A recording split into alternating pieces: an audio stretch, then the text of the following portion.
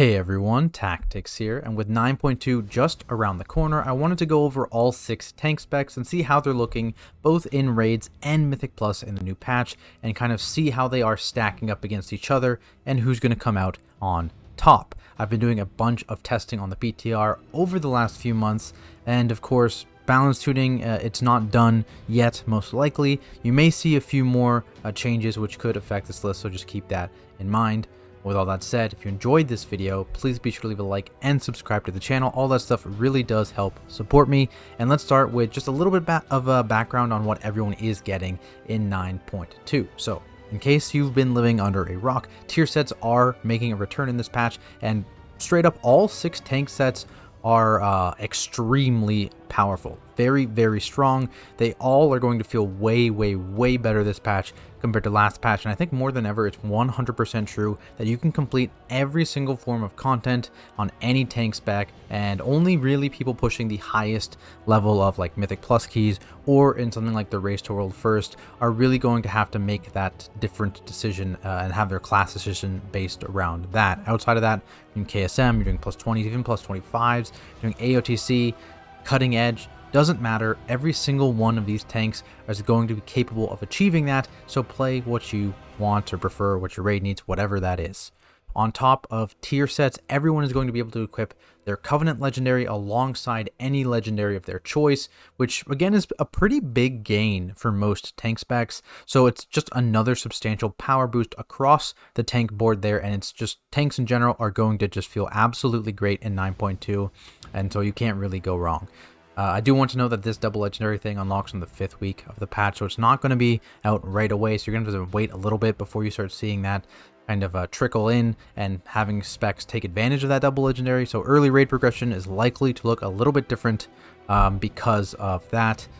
But anyways, with all that out of the way, got the nice tier list loaded up on the screen here, and let's start with Blood DK. I have 2 different ones here, just because the raid and the Mythic Plus is going to be a little different.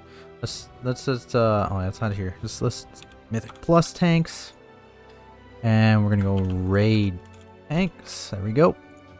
All right, Blood DK. Let's talk Blood DK. Have their tier bonus here.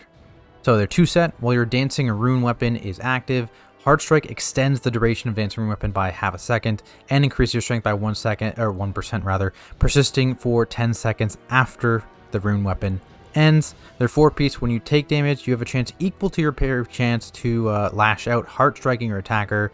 Dancing rune weapon now summons 2 rune weapons. So the 2-piece here. So dancing rune weapon, I believe, yeah, 8-second duration. This can extend it to well over 20 seconds, maybe even 25, 26, maybe even more than that if you're playing insane. You're doing really well.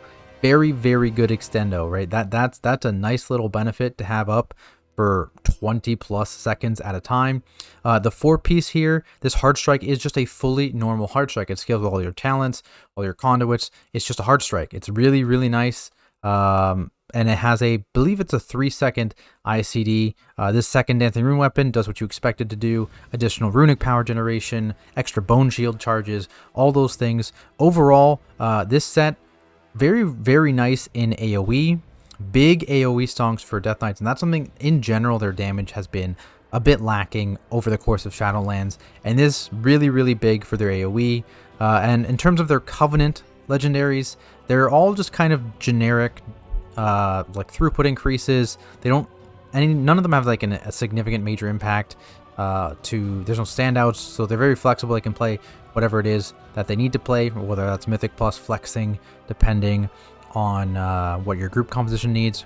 Raid, probably A-Bomb Limb if you can take advantage of the grips. Otherwise, maybe something else, Night Faith for mobility, Kyrian for file, that kind of thing, right? So they're very flexible in that regard. But yes, something like Snap Threat in Mythic Plus is not really addressed in this set, right? So this gives them a lot of consistent damage, not a lot of burst damage. Something like Snap Threat is still going to be a fairly significant issue for them when it comes to Mythic Plus. But when it comes to kind of benefits in your raid, obviously, grip utility is absolutely invaluable on certain bosses, right? We saw it on a fight like Soul Render, right? Grips were insane. There's a couple bosses where grips are looking pretty nice. namely something like Zymox. Those grips can be really nice to grip everything up ASAP. Something like Anduin grips are looking really nice for the ads in that fight. So overall, I mean, DKs are still going to get a lot of grip value, and of course, they do have that AMZ. The health scaling with Blood DKs, it's going to make that AMZ pretty impactful. Maybe not quite as impactful as old AMZ, but it's still very, very strong, particularly coming from a Blood DK, so that's still a benefit to them. In Mythic Plus, they still have all that classic DK mob control, right? They have the grips, essentially 2 sets of grips with the A-bomb limb, right? They have the stun, they have the big AoE slow, so they have a lot of stuff at their disposal, but like I said, that snap threat is going to be an issue here. And of course, the big problem DKs had, or have been having throughout the expansion, is just the beginning of pulls is very, very scary, right? And this 4-piece lets you extend your Dancing Rune weapon, but the CDR was already tied to the legendary that goes with Dancing Rune weapon, right? So that was already a thing they were using, so they're not really gaining anything. They were already getting Dancing Rune weapon on pull, and so that's still the kind of like scary touchy point for DKs. But assuming you're able to live that, their AoE is way better. Single target damage and snap still a little bit lacking, but they're still just exceptionally tanky once they get going, and they're just fully self-sustaining, assuming you're able to get past that initial hump. So where am I going to put Blood DKs? Well, in Raid, I think that grip utility is a nice niche to have. It's something no other tank can really do, and it's something that can be irreplaceably good. On top of that, DK is just in general very, very strong defensively, right? They're a very, very strong, very, very tanky class. One of the tankier specs when it comes to tanks, I think. And I'm gonna put them in the A tier. Their one big thing they're lacking, I think, is single target damage. Yes, they did gain with their tier set, but I think a lot of the other tank specs just gained more in that regard. So that difference in single target damage between Blood DKs and the other tanks still exists for sure.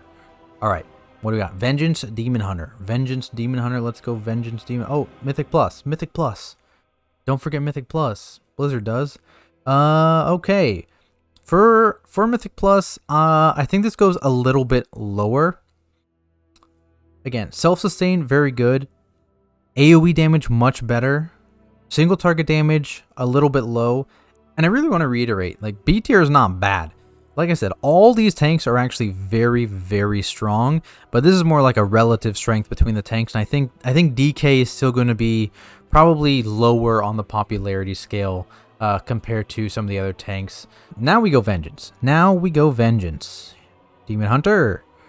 So, damage dealt by Immolation Aura has a 10% chance to generate a Lesser Soul Fragment, and consuming a Lesser Soul Fragment reduces the remaining cooldown of your Immolation Aura or Fell Devastation by 1 second. So this extra fragment generation here from the 2-piece has a lot of interactions with Demon Hunter Kit. Extra CDR and Fell Dev combined with the Fell Dev CDR Conduit also gives you a nice uptime boost on meta. Similar to DK though, this tier bonus is definitely a lot better in AoE than it is in single target, though this scales even harder and better in higher target count scenarios, as the 2-piece just kind of feeds into that 4-piece linearly with the number of targets, right? More targets, more souls, more CDR, and it's just big. It's really, really nice with higher target counts.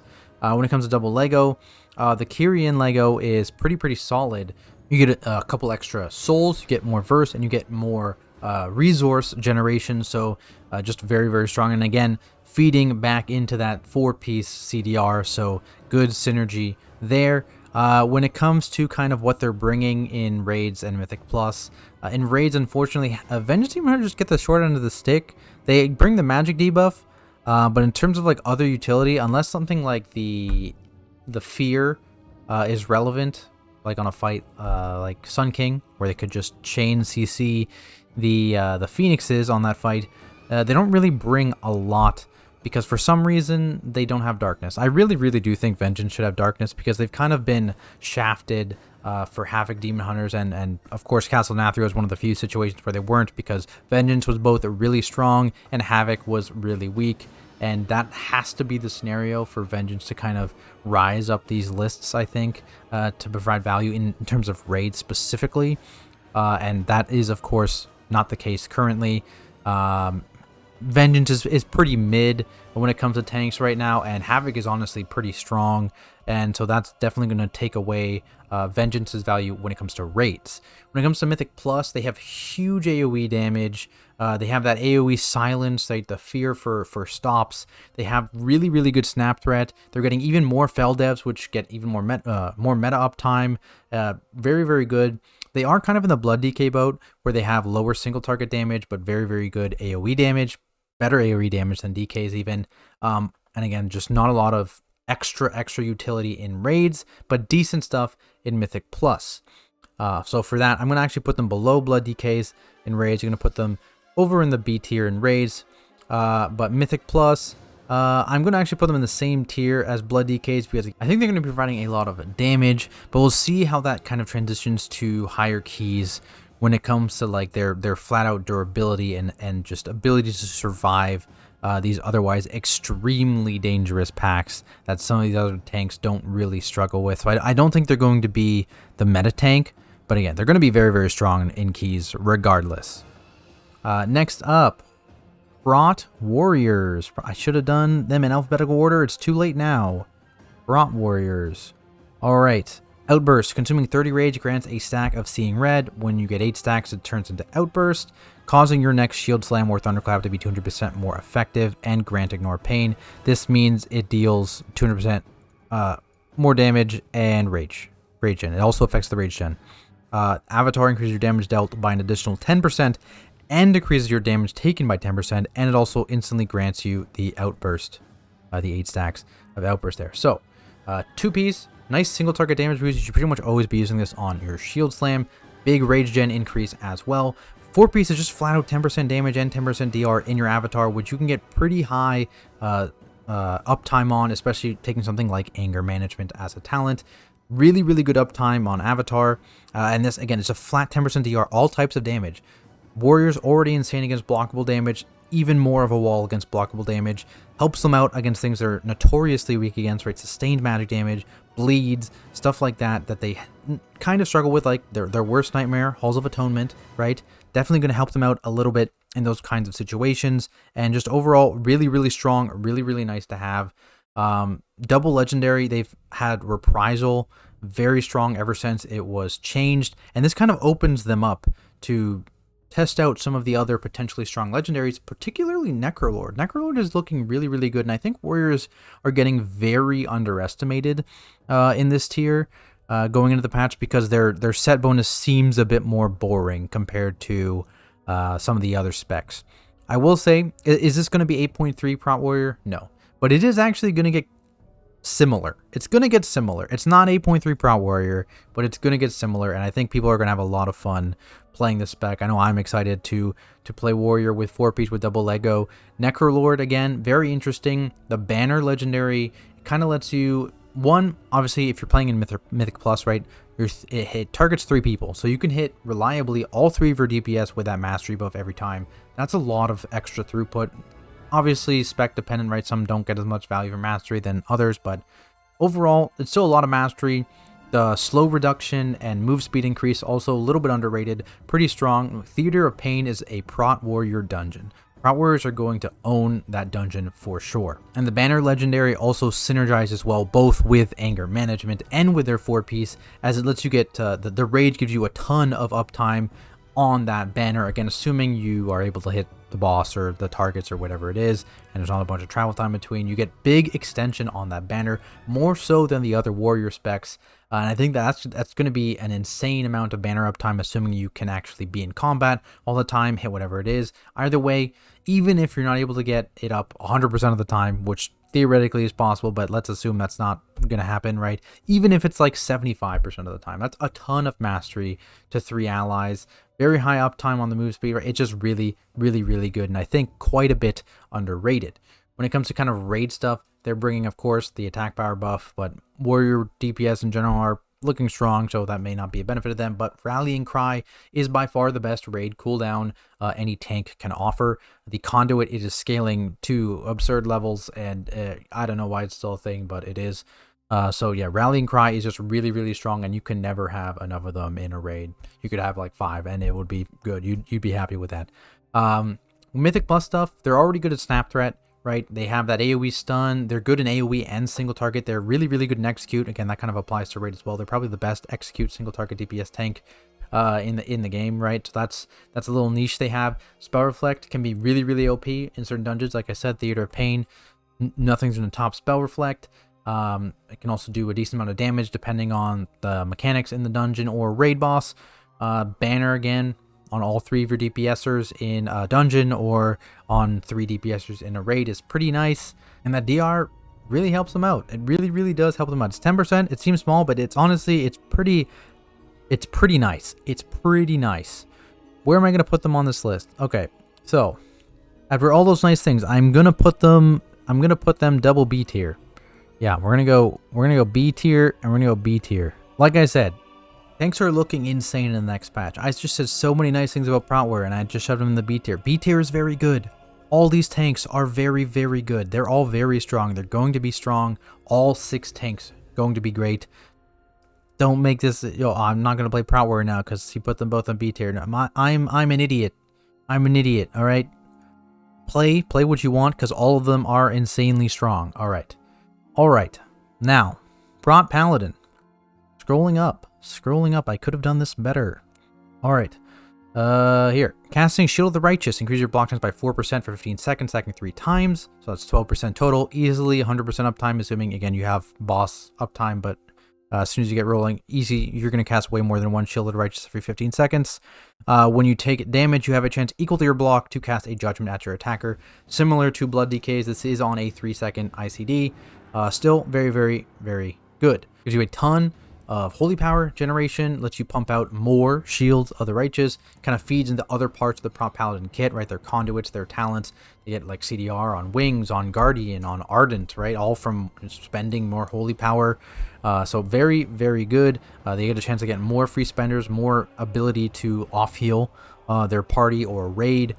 Really, really nice 4-piece, really, really synergistic with Paladins and 2-piece as well. This is block chance, but you have to remember, Prot Paladins are kind of defaulting right now in a lot of situations to the magic damage block talent, and so this is mitigation for both magic damage and physical damage. It's a very, very good tier set for Paladins. Very strong, ton of synergy, and it's not even considering the extra damage that this judgment applies, right? Because it's a full judgment. You get the whole judge and you get the increased damage from your next holy power ability. And of course, this tier set, obviously, it's a little bit stronger in single target than it is AoE relatively, but it's still very strong in AoE. Don't sleep on this in AoE as well, because of course the extra holy power means more Shield of the Righteous, right? That's going to be big AoE, and that's going to be buffed because in AoE situations you're going to be wearing that Shield of the Righteous legendary because they're already wearing their Covenant legendary. They're already free in Mythic Plus scenarios anyways to kind of pick whatever legendary they want because they're running the Kyrian legendary already, and that Shield of the Righteous legendary is just going to feed even more into this just insane synergy here and just a ton of damage. I think Prot Paladins are going to be a force to be reckoned with, and now you can kind of see why, like, all these nice things I said about these other tanks, when you start looking at them in comparison to a tank like Prot Paladin, they don't look so great compared to Prot Paladin, right? Prot Paladin is looking absolutely out of this world, and honestly, these 3 tanks are separated here for a reason. Now that I think about it, these are the 3 that are probably going live the way they are. They're strong for sure. These are 3 that I can see being nerfed in the next few weeks, so just keep that in mind. Now that I'm talking about Prot Paladin, Guardian, and Brewmaster as well, when I talk about them, they all are up on the nerf block potentially, so just be aware of that as well. When it comes to raiding stuff, obviously Venthyr is the play for Prot Paladins. Ashen, just Ashen, it's still strong even after the healing nerf to it. Still does a solid amount of healing, still does a ton of damage, and it's just a decent quality of life improvement, allowing them to cancel it and get a lower cooldown in case you don't need the full duration, right? So we'll see how that ends up playing out, but I think it's got great synergy with the already used legendary Mad Paragon, right? Big damage, big wing extension in your Ashen. It's going to be big single target damage, just even more damage for Prot Paladins. In terms of utility stuff, they obviously have that DR buff. Holy Paladins Reds also bring that, so again, may or may not have value. Ashen, like I talked about. They also have the full Paladin utility kit, right? They have Sack, they have Freedom, they have Bop or Spell Warding to cheese things, maybe. We saw a little bit of cheese in Sanctum with Spell Warding, so overall, solid utility from a Paladin. When it comes to Mythic Plus, they already have Snap Threat, right? They have high AoE and single target damage. They do really, really good damage in all situations. They have a ton of interrupts from Avenger Shield. They have the Paladin utility kit again, but this time it's you have more stuff that gives value, right? You have the Disease Dispel, super, super important for some dungeons. You have that AoE Disorient, very, very strong in all dungeons, right? You have the off healing potential, and then again, Bob, Sack, Freedom, all that stuff. Very, very strong utility kit from Prot Paladins, and very synergistic with a healer like Resto Shamans, right? With Holy Paladins kind of losing value in Mythic Plus because of nerfs and because of the rise of other specs, Prot Paladins' value in Mythic Plus all of a sudden gets increased by that because Holy Paladins are weaker and Paladin utility is so strong in general, right? So Prot Paladins looking very, very good in raids and in Mythic Plus, and I think honestly these guys get the double S tier. It's just they are so strong. They are going to be very, very good. And if you want your flavor of the month tank, this is definitely going to be it. They are going to be exceptionally strong unless they get hit with a very large nerf bat, which honestly I'm not so sure is coming because it hasn't happened so far. These guys as well definitely need to get hit, may possibly get hit with a nerf bat, may possibly happen. We'll see. But yeah, Paladin double S tier, good in everything. They're looking absolutely insane. Now, Guardian Druid. Let's go. Architect's Design, casting Barkskin gives you Berserk for 4 seconds, and while you're Berserked, you radiate attack power scaling cosmic damage to nearby enemies, uncapped, and you also heal yourself for some attack power, and that happens every second. This Berserk does proc Incarn if you're talented into Incarn, and this is a really, really nice bonus for Guardian Druid. So it fixes Snap Threat issues in Mythic Plus because you get to basically, if you Barkskin preemptively as you're going into a pull, you can just kind of spam Thrash as if you were an Incarn because you are an Incarn. Plus you get all those ticks of the 4-piece bonus damage as well. So again, that Snap Threat problem they've been having for all expansion so far is getting basically fixed. They get a lot of self-sustain, right? This is more Berserk time means more Frenzied Regens because that'll regen faster. It also gets the healing here, so all that, better self-sustain, and it synergizes quite well with, of course, Incarn, like I mentioned, because that longer lasting talent means that this 4-piece lasts for the whole duration, right? It lasts for 30 seconds when you have Incarn versus the 15 seconds of Berserk. So you just get a lot of 4-piece time increase, and also Survival of the Fittest, the Barkskin CDR talent, it can boost that up as well and let you do a ton of damage with that 4-piece, a ton.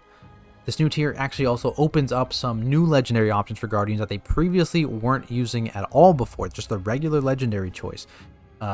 Going to Legacy of the Sleeper, actually, which is the PvP legendary that's been used for Guardians and RBGs. Basically, it's just 25% damage, a bunch of leech, and CC immunity in your Incarn or Berserk, and that'll, of course, proc with this 2-piece here whenever you Barkskin, and it procs as well, sorry. And it also procs the damage amp, also now affects your 4-piece bonus. It previously didn't until very, very recently, but it now does. And so that's a big damage amp. It's always going to be active for your 4-piece sticks because your 4-pieces and your damage amp are tied to the same ability, right? Incarn or Berserk. So it's going to be doing an absolutely insane amount of damage. And when it comes to like things like Covenant Legos, right, it just synergizes even further with Venthyr, right? So Venthyr, the 4-piece bonus again scales with attack power, but it also scales with the damage amps, and it scales with all secondary stats. And Venthyr just gives you a ton of haste and crit and damage amp, right? So that combined with the flat damage amp Legacy provides, it's an insane amount of damage in AoE and in single target. Obviously this is uncapped as well, so even more insane in AoE than it is in single target, right? So kind of reverse Paladin, where like Paladin's insane in single target, really, really, really good in AoE. This is insane in AoE, really, really, really good in single target. So they kind of mirror each other in that sense. But I mean, there are just some insane things Guardian Druids are doing on the PTR. Again, definitely, potentially nerf worthy. So we'll see what happens. But I mean, really, really strong. When it comes to raid stuff, I think Venthyr is not fully dominating. I think you can definitely argue for both Night Fae and Kyrian, so there is a little bit more flexibility there. But Mythic Plus, Venthyr, exceptionally strong if you can use it correctly. Otherwise, Kyrian is still a pretty solid option. The big downside for Guardians is, of course, their raid utility, right? They have 1 minute roar, and they don't really provide much else. They're not the highest damage tank, even with this insane tier set, right? If you just compare them directly to Paladin, I mean, Paladins bring more damage, and then they bring way more utility, right? So unfortunately, when it comes to raid stuff, Guardians don't really stack up well against other tanks, even if their throughput is, compared to some tanks, better, right? When it comes to Mythic Plus, though, like I said, a lot of the problems fixed. Snap Threat, good, not really a problem anymore. Really good AoE damage, solid single target damage, really great Druid utility kit in Mythic Plus, right? They have the Soothe, they have the Dispel, they have the AoE Disorient as well, they have a knockback, all that stuff. Unkillable during their Incarn windows, still, even if you drop UFR. And so overall, much better in Mythic Plus than Raids. I'm going to put them, again, down in the B tier for Raids. And I'm going to put them in the A tier here for Mythic Plus. I think we already saw, I think this, in 9.1, I believe Guardians were the most popular high-end tank, with Paladins just behind. I think Paladins are going to overtake Guardians next tier. Guardians probably number 2, maybe number 3 most used tank next tier. We'll have to see how that goes. But overall, really strong in both forms of content still. Again, B tier is not a takeaway from the spec. It's still really strong. But definitely better in Mythic Plus content than in Rage, just because they don't really bring too much. And that brings us to Brewmaster. The last guys. That's the wrong direction. Let's go. Okay. So, targets ignited by Breath of Fire deal an additional 4% less damage to you. That's so boring. Probably the most boring 2-piece out of any of the tanks. I mean, it's fine. It's not bad. It's just boring. Cake Smash deals an additional 50% damage, heals you for 66% damage down, and grants you 66% as max health for 10 seconds. That is nuts. That's like Brewmaster is a low HP tank, and just giving them way more HP when they have an active mitigate, or not active, just a mitigation like Stagger, it lets them delay their incoming damage. It's so insanely powerful. Brewmasters are going to be unkillable. They're probably going to be the tankiest tank in the game by a lot. Like, this is going to be absolutely insane for their durability. They're going to be really strong when it comes to, again, defensive ability, right? So Prot Paladin, Guardian doing a ton of damage, but yeah, Brewmasters are just going to be unkillable with 4-piece. It's going to be good. When it comes to double legendary stuff, obviously, like, this synergizes very well with Last Keg. The double Keg Smash plus damage amp on Keg Smash, very good with that one. And I think Kyrian is definitely going to be the preferred one. You're getting more Oxes, and I don't know if you guys are aware of some of the degenerate things Brewmasters are doing with their Ox to kind of pump up their Ox damage, turning their backs on bosses, stuff like that. And this is just going to get even worse with way more max HP and 2 Oxes. Brewmasters are going to do some crazy things. Their damage is going to be quite good, I think, in raids when they're able to kind of game their Ox damage, and this is going to let them game that Ox damage a fair bit. So I think in raids they're going to be quite strong. Mythic Plus, this 4-piece does help a little bit with their Snap Threat. Brewmasters, again, they were kind of iffy on Snap Threat.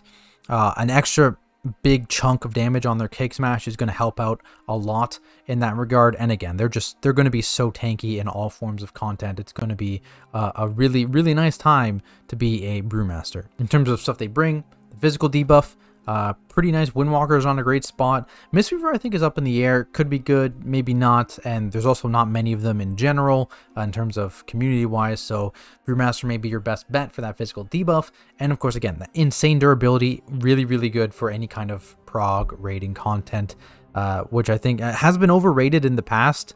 But this 4-piece is nuts. It's just nuts. Like, I am all on the Brewmaster being overrated the last little bit in terms of their durability, but this is the real deal. They are insanely tanky.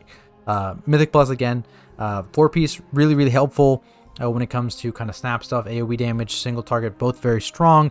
Not on the level of Prot Paladin or Guardian, I don't think. Single target might beat Guardian if they're able to game their Ox, actually. But they do have that Monk utility kit. Again, Monks, Druids, Paladins all have pretty strong utility kits in Mythic Plus. Paladins just carry over much better to raid. So Monk has things like Ring of Peace, their own Dispel, AoE Stun, Paralyze, that kind of thing. Very, very good in Mythic Plus. I'm going to put them up in the S tier with Paladin when it comes to raids. I think they're very, very strong. I think their tank duo of Paladin and Brewmaster is going to be very, very good. You're bringing 2 raid buffs there, just a ton of damage, a ton of durability, and then of course all the Paladin utility, very, very strong. Mythic Plus, I'm going to put them alongside Bears in the A tier. Definitely think they're going to pick up a little bit. They're going to be much better in Season 3 than they've been in Season 2 and even Season 1 so far in Shadowlands. And that extra durability could come in handy. Could be very, very good for them coming up and pushing high keys. But there we have it, guys. How I think tanks are looking in 9.2 and where they kind of stack up with double legendary and 4-piece tier bonuses both in rating and Mythic Plus content. I really want to know what you guys think, though. Let me know what your list looks like down in the comments. Do you agree with me? Do you think I'm an idiot? Let's talk about it. And be sure to like and subscribe as well. We'll be posting a bunch more videos over the next week or so, going over things like the new encrypted affix, roots and stuff like that, the new Tazavesh Mythic Plus dungeon, all how those work, kicks, boss mechanics, all that stuff, predictions for the Mythic Plus and raid meta. So keep an eye out for all those videos. Otherwise, thanks for watching, and I'll see you in the next one.